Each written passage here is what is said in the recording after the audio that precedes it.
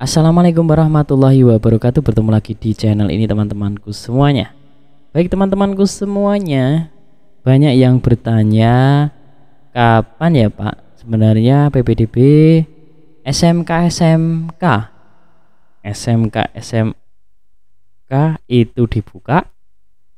Baik teman-temanku semuanya, saya akan infokan info terbaru. Nah, di sini teman-temanku semuanya sudah tertulis, yaitu mulai tanggal 10 Juni insya Allah sudah mulai kita proses verifikasi pendaftaran, dan nanti di minggu terakhir di atas tanggal 20-an akan kita buka PPDB online. Prinsipnya rank waktu PPDB di bulan Juni, kemudian nanti tahun ajaran baru di bulan Juli. Semuanya juga kita sesuaikan dengan aturan yang sudah terbit. Nah, terkait PPDB 2024 secara prinsip makro ini hampir sama seperti tahun kemarin. Jenjang SMA itu ada 4 jalur zonasi, afirmasi, perpindahan orang tua, dan prestasi. Nah, itu untuk SMA. Seperti ini ya teman-temanku semuanya. Sekolah menengah atas atau SMA itu ada zonasi khusus, afirmasi, perpindahan orang tua, dan prestasi. Ini malah 1, 2, 3, 4, 5. Jadi zonasi itu ada 2, zonasi dan zonasi khusus. Nah, teman-temanku semua, ini adalah jalur dan kuota PPDB SMA. Zonasi itu ada 55%, perpindahan orang tua itu 5%, prestasi 20%, afirmasi itu 20%. Nah, di SMA, ini di SMA ya, banyak yang mana? Banyak yang zonasi untuk diterimanya. Jadi teman-teman, 55% itu dari apa ya? Nah, kalau kita hitung secara tepatnya begini. Misalnya ada 300 siswa yang diterima ya. Jadi kuota itu 300 siswa yang diterima di SMA tersebut. Nah, 55%-nya zonasi itu berapa? Dikali 55%,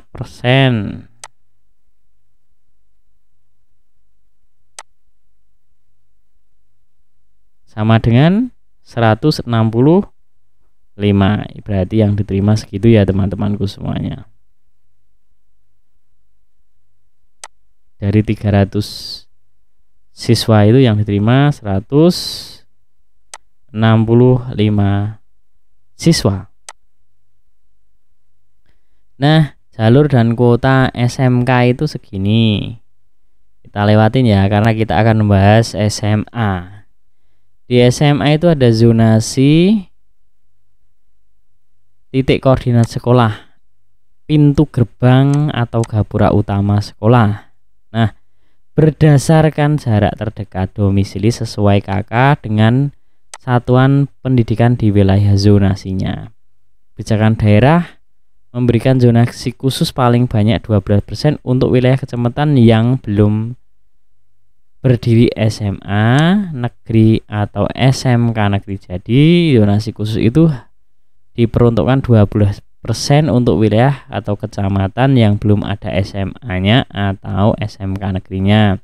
Nah, KK diterbitkan atau telah tinggal sekurangnya 1 tahun. Jadi kartu keluarga itu minimal 1 tahun dihitung sampai dengan tanggal akhir pendaftaran PPDB.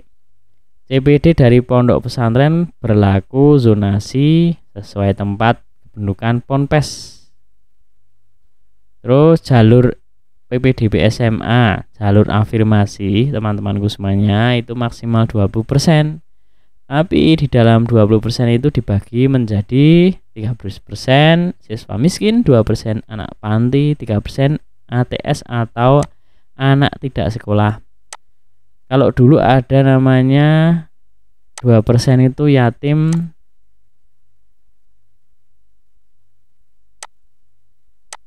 atau piatu meninggal karena akibat COVID-19 ya, ini di aturan 2024 apakah sudah ganti atau tidak, kita akan menunggu peraturan yang baru gitu ya teman-temanku semuanya.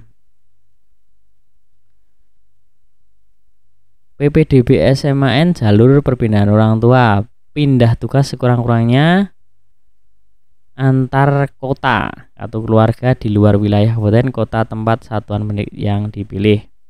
Surat keterangan alamat kantor atau tempat penugasan orang tua ditugaskan diterbitkan oleh kepala kantor orang tua CPD atau calon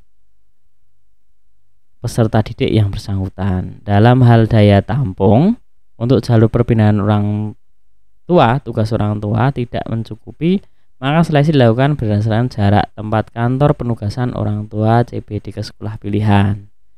Nah, jalur prestasi. Prestasi itu bagi CPD di dalam atau di luar zonasi. Itu boleh mendaftar di jalur prestasi. Nah, prestasi itu berarti seleksinya dengan nilai. Di sini piagam prestasi tertinggi yang dimiliki dan sesuai kriteria yang ditetapkan yang diterbitkan paling singkat 6 bulan. Itu jika mempunyai piagam ya, paling diterbitkan paling singkat 6 bulan dan paling lama 3 tahun. Jadi kalau piagam prestasi itu tidak 3 tahun tidak boleh digunakan ya. Paling lama itu 3 tahun, 3 tahun lebih tidak boleh digunakan. Minimal paling singkat 6 bulan sampai dengan tanggal akhir pendaftaran PPDB. Nah, di sini penghitungan nilai rapot pada jalur prestasi SMA negeri itu akreditasi A. Akreditasi itu SMP-nya ya, sekolah asalnya. Akreditasi A maka dikali 1,0. Akreditasi B dikali 0,9. C itu akreditasi 0,8. Yang belum terakreditasi itu 0,7. Seleksi prestasi berdasarkan nilai rapot. Nanti nilai rapot bobot nilai prestasi kejuaraan akademik dan non akademik dari hasil kejuaraan berjenjang maupun tidak berjenjang. Setahu saya jika nilai kita rata-rata itu misalnya 52 gitu ya teman-temanku semuanya, akreditasinya apa? Jika akreditasinya A berarti kali 1,0 sama dengan ya 52. Tapi jika 52 dikali akreditasi kita SMP B maka 0,9 sama dengan 46,8. Nah, besok teman-temanku semuanya, semoga ini ya nggak tahu berubah atau tidak teman-temanku semuanya, ini akreditasi ini diperlukan atau tidak. Tapi beberapa tahun ini akreditasi sekolah yang dari SMP itu sangat diperhitungkan ya, karena ada akreditasi A, B, C.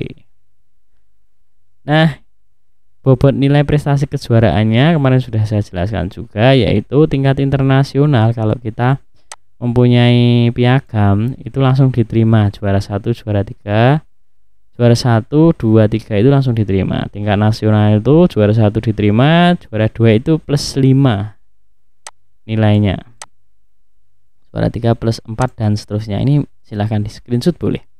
Tingkat tidak berjenjang, kalau ini berjenjang. Tidak berjenjang itu tingkat internasional di plus 3, juara 1 2,75, juara 2 2,50, juara 3 dan seterusnya. Gitu teman-temanku semuanya. Nah, silahkan teman-temanku semuanya, jangan lupa untuk klik like, komen, dan subscribe tentunya ya teman-temanku semuanya. Terima kasih, semoga bermanfaat. Dan jangan lupa diikuti di TikTok kita ya teman-temanku semuanya, silahkan dicari TikTok kita. Wassalamualaikum warahmatullahi wabarakatuh.